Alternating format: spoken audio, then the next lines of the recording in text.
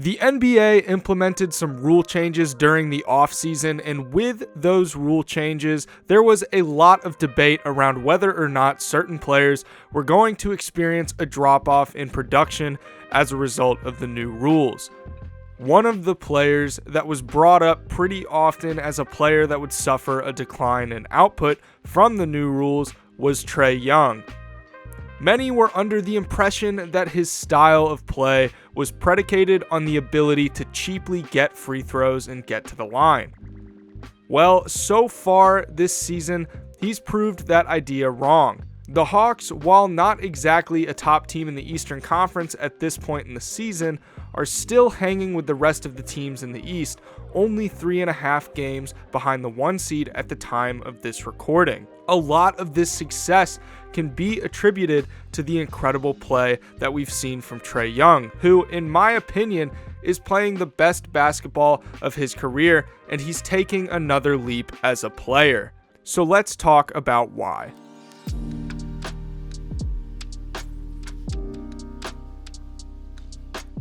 Now, obviously, the first major aspect of his game that I want to talk about is his scoring ability. It's no secret that Trae Young is a really good scorer.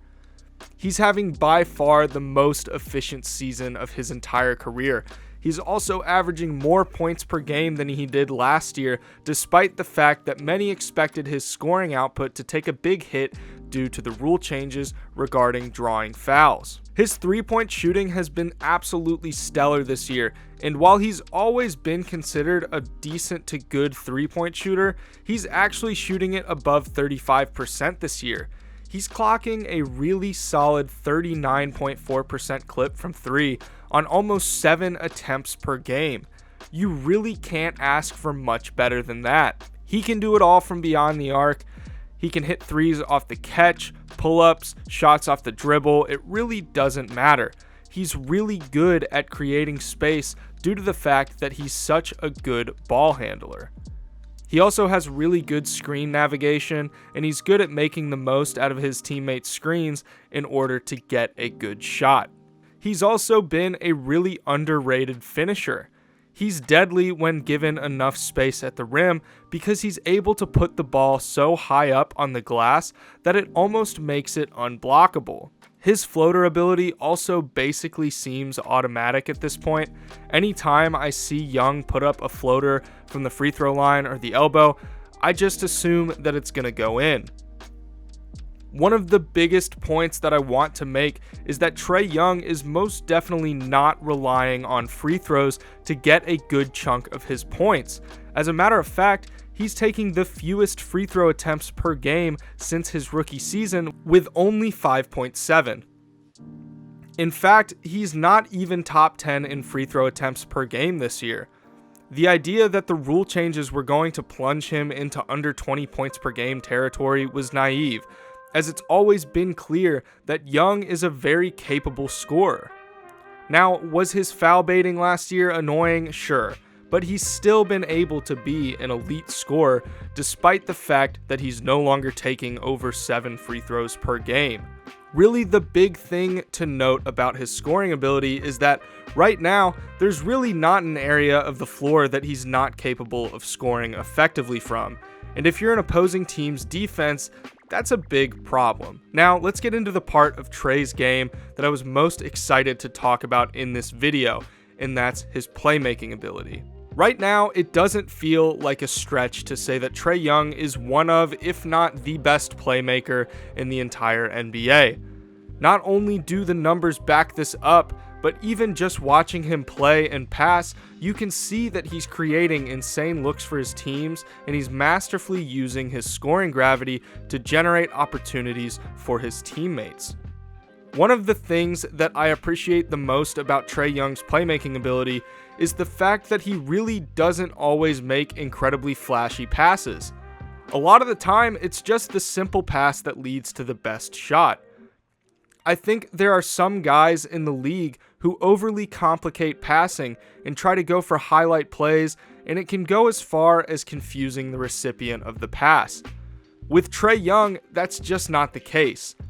Tons of his passes are just simple finds in the pick and pop, hitting rim runners with lobs or tosses to an open man in transition. Now, that's not to say he's not capable of making these flashy passes. We've seen him do that frequently, but that's not what his playmaking game is predicated on. He really doesn't get a ton of credit for his basketball IQ in regards to passing. One interesting thing that I found is the fact that John Collins, who is Trae Young's teammate, is averaging the most points per possession as the roll man in the pick and roll. This makes sense when you take into account the fact that Trae Young is averaging the most points per possession as the pick and roll ball handler of all players in the NBA. He's top 3 in the NBA in assists per game at the time of this recording, with 9 assists per game. Not only that, but we can take it a step further and see that he's averaging 16.3 potential assists per game. If his teammates were hitting their shots better, he'd be well over 10 assists per game. There's just no area where Trae Young's playmaking ability is incapable of shining. He can hit guys in the pick and roll, the pick and pop, on dump offs, in the paint, bailouts, whatever kind of pass is required, Trae is capable of making it. He's also averaging the fewest turnovers per game of his entire career while still securing 9 assists per game. Not only is he getting the 3rd most assists in the NBA, he's doing it while remaining effective as a passer. He elevates Atlanta's offense a pretty ridiculous amount. When Trae Young is on the floor, the Hawks have an offensive rating of 118 points per 100 possessions, which is 9.8 points above league average. When he leaves the floor, that offensive rating plummets to 103.9, which comes out to a 14.1 point difference. At the time of this recording, they have the 3rd best offensive rating in the entire NBA with 113.4. It's really hard to believe that this team would be nearly as effective if they didn't have Trae Young. Now, I know Trae Young is one of the biggest recipients of criticism in the NBA, and that's not to say that he doesn't bring it on himself. But it's impossible to ignore just how great he's been this season. You can dislike certain aspects of his play style, but at the end of the day, he has been one of the best scorers in the NBA this season and is undoubtedly one of the best playmakers in the entire league so far. Last year, he was arguably snubbed from the All-Star game, but to me, if he keeps this up, I see absolutely no reason why he shouldn't be an All-Star this year. So what do you think? Will Trae Young be an All-Star this year? Be sure to let me know in the comments below. By the way, if you guys are new to the channel, why not consider hitting that subscribe button? I'm posting NBA content all the time, so if you love the NBA, then you definitely won't be disappointed. Be sure to leave a like on this video as well, because that's the #1 way to help me out with the YouTube algorithm and get this video recommended to more people. Let's aim for 100 likes on this video. Thank you guys so much for watching, and I will see you all in the next one. Thanks.